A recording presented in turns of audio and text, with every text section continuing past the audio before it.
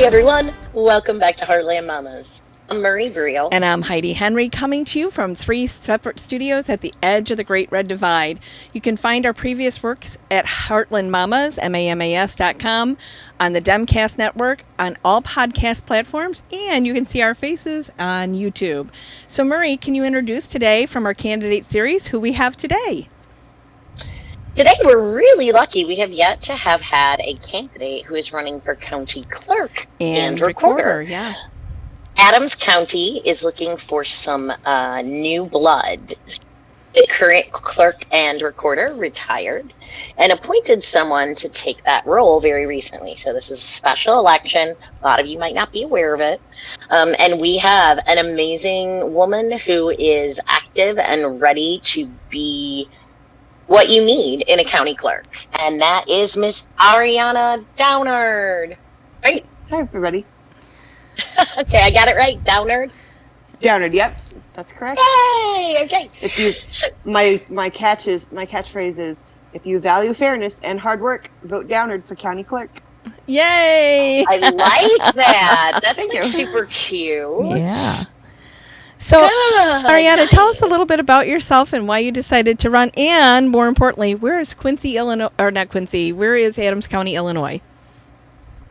So Adams County is one of the westernmost counties in Illinois. We're right up against the Mississippi River here. We're across the river from Missouri and also Iowa, so we are part of what's called the Tri-States area. Okay. We have a lot of interaction with Hannibal. Everyone knows where Hannibal is. It's so funny because when I tell people I live in Quincy, they're like, where is that? I'm like, oh, it's right across from Hannibal. And they're like, oh. So, Mark Twain, thank you. Anyway, but Quincy is actually a very nice town. Adams County is a lovely place to live. I'm very glad to live here because it's a great place to have a family. I have a 3-year-old daughter who's about to turn 4 in September. And, my husband got a job opportunity out here. We used to live in Kansas City, and we were super excited to move out here because I was like, this is going to be a really awesome place to raise our family and to, put our roots down and have our family grow. So. And that's exactly what you need. And what I like is oftentimes we hear candidates talking about how they've lived in a place their whole lives. All politics is local, and it can be a big selling point that you've been an Adams County native since you were born. But what I like about what you did is you moved somewhere because you felt like it was home, and you're building a life there. So who would be better to build a new frontier as far as record keeping and making sure elections are good than someone who is building their life? I think that makes a lot of sense. Yeah. And, to kind of transition into why I ran for county clerk, I have always been someone who's kind of been a nut job about voting. I'm that person no one likes at parties who's like, hey, did you vote in the last election? Hey, are you registered to vote? And so and everybody's always like, stay away from that girl because she's going to ask you if you're registered to vote. But it's really important to me. And I think, people need to be paying attention to it. I think it's one of those things that when it is a right, sometimes we let things that are rights kind of float to the back of our minds. And we don't we take it for granted. Attention. We take it for granted. We don't pay as much attention to them as we should. And if we don't, then we can lose them. And so we really need to, as Americans, be making sure that we are paying attention to our right to vote, be paying attention to, how much we are invested in that process. And, we need to have good people in the mechanics of that process, making sure that it is efficient, seamless, going to work. I want to make sure that every single person in Adams County, when they go to vote, votes and has no issues. I don't want them to go and have to wait in line. I don't want them to go and find out that there's no ballot. I don't want them to go and, have any issues at all. I want them to go, vote, and go home and be done. That's what I want. Because not having ballots was an issue before with the previous county clerk and recorder. Is that correct? not having. Oh my God. Please tell this story. So I want our listeners in our pre-show when we were talking to Ariana, she told us what had happened in the 2016 election or 18 election. I believe it was 16. Okay, so we want to hear this story that will make your hair curl, and yet again, why it isn't. We talk, Heidi and I talk about our local races, we talk about our county races, and one of the races that we put the most emphasis on is this county clerk position. Clerk and in recorder. Adams County, it's clerk and recorder. Clerk and recorder, yes. But not in every county. So, but that position is so incredibly important. We see it in Kendall County, where we have folks fighting to have polling places open. We used to see it in Will County. So having someone who values voting and values the ideology that everyone should vote is extremely important. Exactly. This is like, I know you said you're a nerd. I am too. This is like one of my favorite jobs in the political sphere. So please tell us about this knucklehead, what happened before. Well, I would not use any disparaging terms because I was not in town. But I have heard from other residents of Adams County that, they showed up to vote and there were long, long lines and they couldn't figure out why. And it turned out that apparently not enough ballots had been printed out, if I'm understanding this correctly. And there were people who were literally turned away and they didn't get to vote. And not even, and everyone says this is a problem that affects Democrats. It affected Republicans. It affects everybody. People. It affects everyone. This is not okay. Because in your area, the state, Trump did very well. So those that wanted to vote for him weren't able to, even though he carried that part of the state. So this is not a Democrat problem in your area. This is an everybody problem. So it's an everybody problem everywhere. And third-party candidates also did well down in your area. ADA accessibility is always an issue. Early voting is always an issue. Now, I have a question for you related to the clerk position. Sure. We all know that vote by mail is being demonized right now, and we know that it's safe. But as a backup precaution, many counties are setting drop boxes in typically early voting locations so that they can still be monitored, but a place for you to get your ballot and drop it off. Right. Is Adams County doing something like that? I believe so. I had a meet with the current Adams County clerk, and he said that there was going to be a drop box put out. So as far as I know, there's drop box. That was what he said.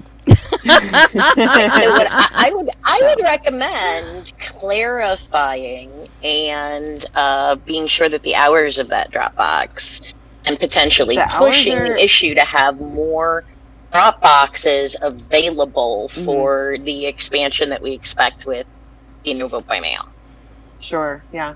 He said though that the hours would be 24 hours a day. Yes. That it would be just out like a post office mailbox, drop box, like just out in front of and it would have a camera on it so no one could, tamper with it. Right. And that it would just be, you just come in, put it in and leave it. That's awesome. That was the intention of the legislation, to have at least one drop box per courthouse, per county courthouse in the state, and to have it open 24 hours and secured with video surveillance. So I live in LaSalle County. I have probably one of the best county clerks in the state with Lori Baumgartz, and I know that she's going to do everything in her power to make sure everybody gets a chance to vote. Not everybody is as lucky as I am, and I know that.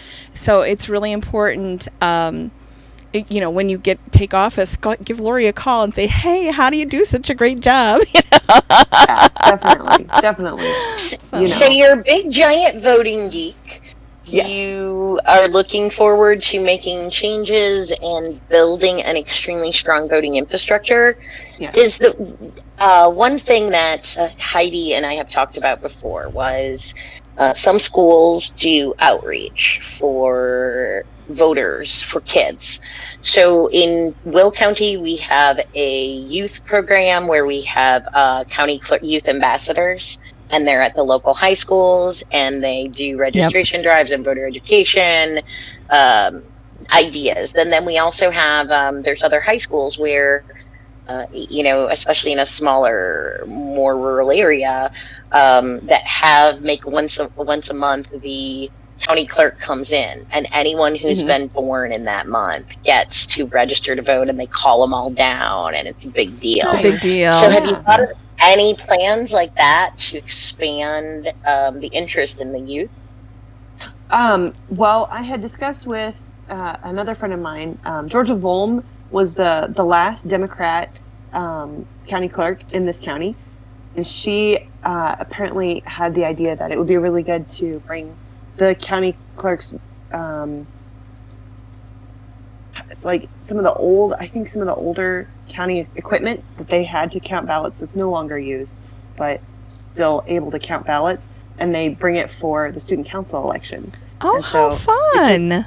I know, isn't that cute? That's adorable. They can, yeah. And so it's not, you're not using the ballot machines, because of course you can't do that, but it's the older stuff, and they can kind of look at it and get to use it, and they're getting exposed to the idea of voting is important, which is great. I love it.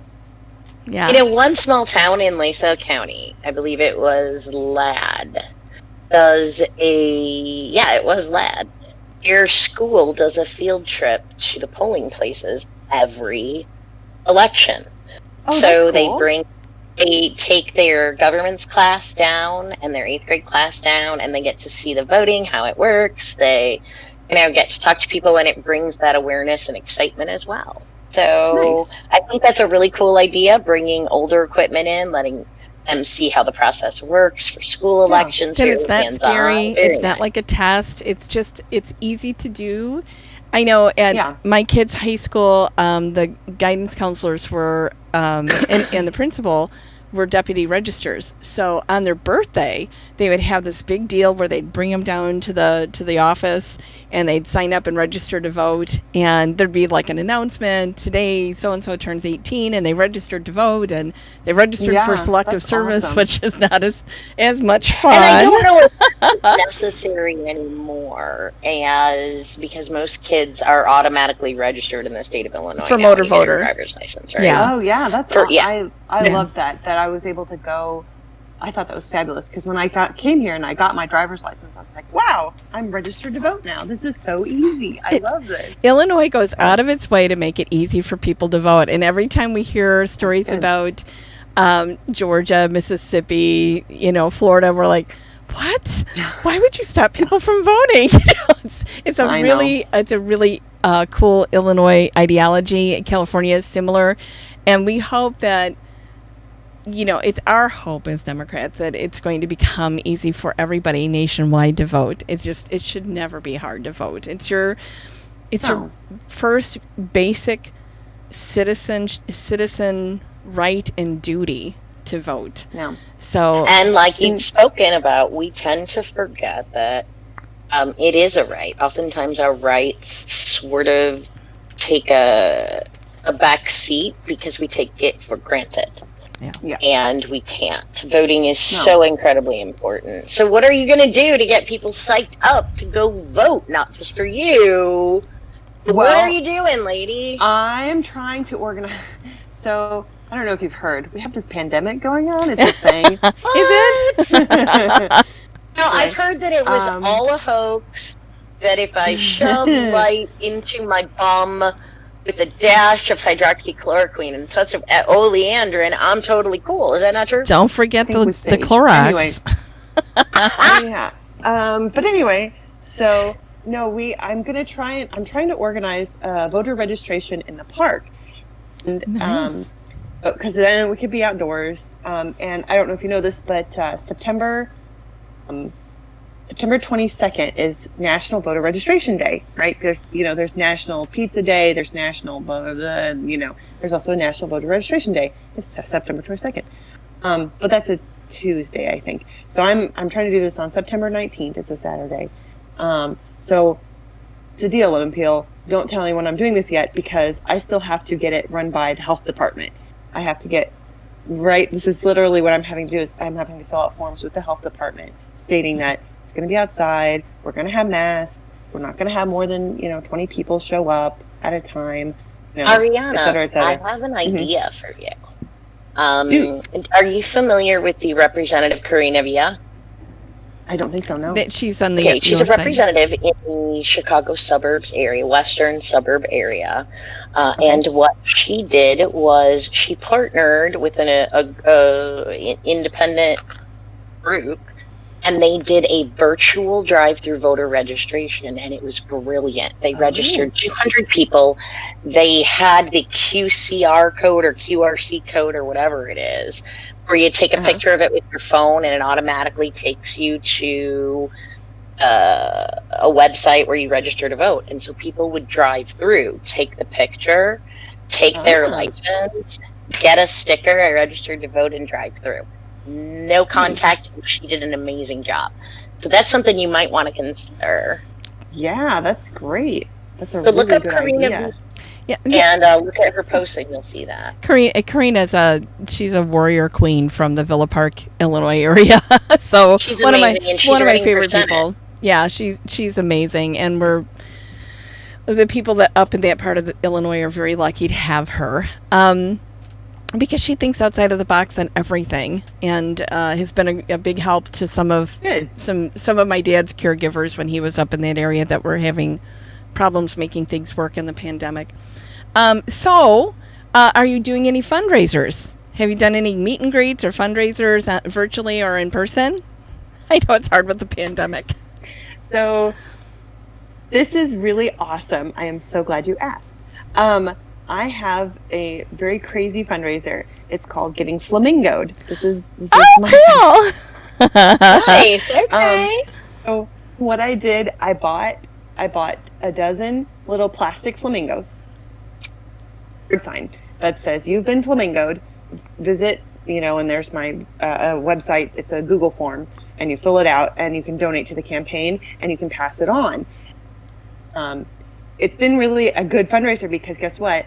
They show up on your lawn at 6:30 in the morning, right? I'm up because I have a baby daughter, so I'm up early, and I put them in people's yards, and they wake up and they're like, "Whoa, we have flamingos in my yard!" And they fill out the form and they donate to my campaign and pass it on. Absolutely no contact. It's wonderful because I get to brilliant. That is an insanely it's a lot of fun. I love that. It's almost like a booing. Halloween, you boo people, or now they've got sprinkler fairies, these different things. But this is brilliant. You have the flamingos. So they look at it, they scan it. It says, "You've been flamingoed by my friend," and this is this goes toward this candidate, which is just unbelievably brilliant. You're thinking outside the box. I love that. We've lost her. In small print at the bottom, if you need, thank you. If you need the, can you hear me? Yes. Mm-hmm. Okay. If you need the flamingos removed immediately, email me at upwithdownard@gmail.com, because I've had people be like, how do I get rid of them if I need to get rid of them right away? And I'm like, just email me. I will come get them within the hour. It's fine. The lawn service is coming. I think that is the coolest thing. I think that is a great fundraiser. Yeah. How awesome. That's wonderful.